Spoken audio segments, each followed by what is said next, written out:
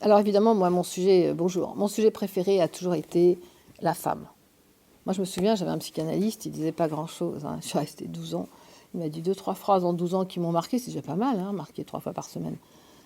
On parle des personnes qui ont des diplômes. Ça m'est resté en travers de la gorge qu'on dise qu'elles n'avaient pas de diplôme. Vous êtes des grands naïfs, hein, mais on peut s'amuser avec vous tant qu'on veut. Bon, d'accord, ça c'est pour ceux qui ont répondu. Ah, mais comment elles n'ont pas de diplôme? Bon, alors elles n'ont pas de diplôme, mais c'est que écrire des livres. Bon, c'est déjà pas mal, vous me direz. Alors, revenons, non pas nos moutons, mais revenons à ce livre que j'adore qui s'appelle Miroir de femme. On a changé, hein. Bon, Miroir de femme. Miroir de femme.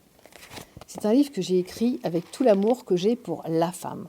Ça veut dire, c'est quoi une femme et tout. Et je me souviens de ce psychanalyste dont je parle, avec qui je suis restée 12 années, 3 fois par semaine.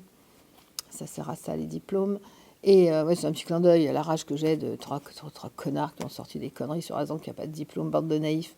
Et alors ce psy disait, non mais il n'y a rien à trouver chez l'homme, tout est sur la femme. Alors moi, évidemment, vous savez, le psy a parlé, Dieu a parlé. Jacques a dit, bon, c'était pas lacanien, c'était freudien. Et en fait, j'ai cherché pendant longtemps, c'était quoi la femme et tout, et j'ai trouvé dans ce livre. Donc j'explique dans ce livre, c'est quoi une femme. Alors, c'est quoi une femme? Alors, dans la femme, vous allez trouver plusieurs types de femmes. Je me suis aperçue, alors je me suis penchée sur les interrogations de la femme et son corps. Je me suis penchée, mais c'est très léger, hein, moi j'écris light, hein. J'écris comme je parle, donc c'est facile à lire.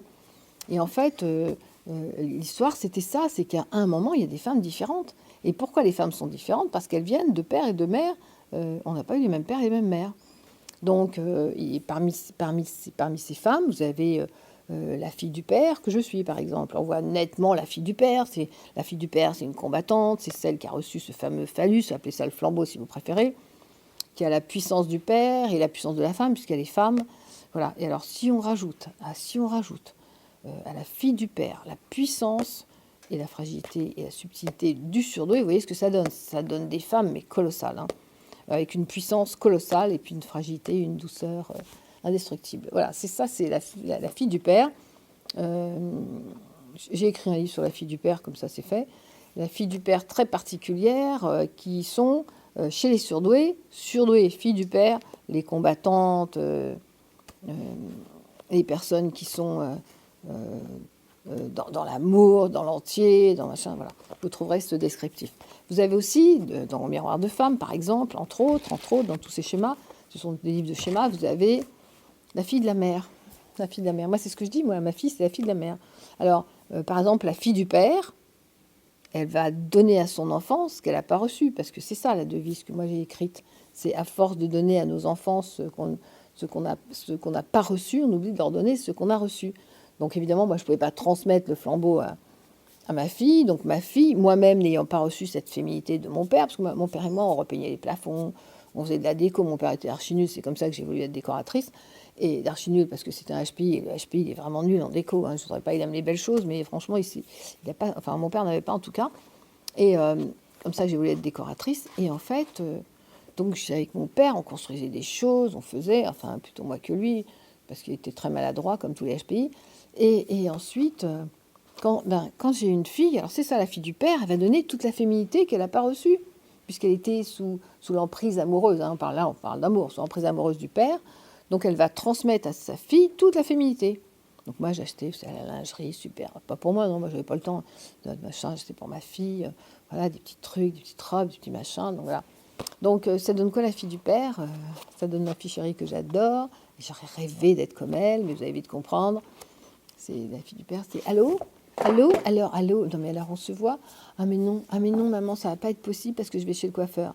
Je dis d'accord, mais enfin, on pourrait peut-être quand même après. Ah mais non maman, après ça va pas être possible parce que j'ai rendez-vous avec pédicure, manicure, ça va me prendre un temps fou. Mais je dis bon bah d'accord, la fille du père. Bon bah d'accord, mais alors après ma chérie. Ah ben non, après c'est trop tard, il faut que je rentre à la maison, mon mari m'attend.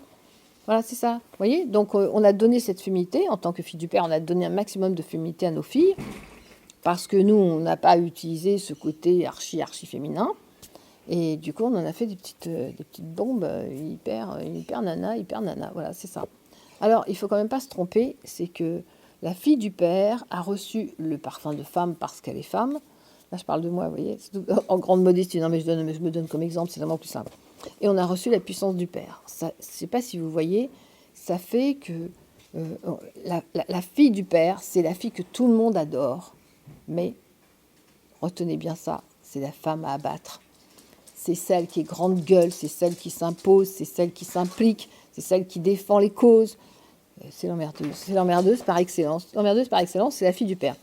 Alors, qu'est-ce qui se passe, par exemple et on va comprendre une chose, c'est que si moi, par exemple, je reçois dans mon bureau, et au début, j'étais très attentif à ça, parce que j'avais bien compris que c'était différent. Si dans mon bureau, où je ne travaille pas du tout avec le transfert, mais le transfert, ça passe toujours un peu, si je reçois la fille de la mère, mais elle va me détester, quoi. Mais elle va me détester. Maintenant, si je reçois dans mon bureau la fille du père, mais elle va m'adorer. Alors maintenant, on va dans des contextes différents. Si je reçois même une surdouée qui est la fille du père, mais on s'entend tout de suite. C'est waouh, waouh, waouh, on refait le monde et tout. Je rencontre la fille de la mère surdouée, c'est déjà légèrement différent. Voilà, j'ai adoré traiter ce sujet. C'est dans Miroir de femme. Je ne fais pas la pub pour mes livres, mais les sujets que j'ai adorés, je les ai écrits, donc je vous les offre sur raymondazan.fr. Et ça s'appelle Miroir de femme, où ce livre avait effectivement eu beaucoup de succès à l'époque. Voilà. Alors, quelle est la place d'une femme aujourd'hui? Quelles sont les femmes au travail? Si vous êtes une... Voilà, c'est ça.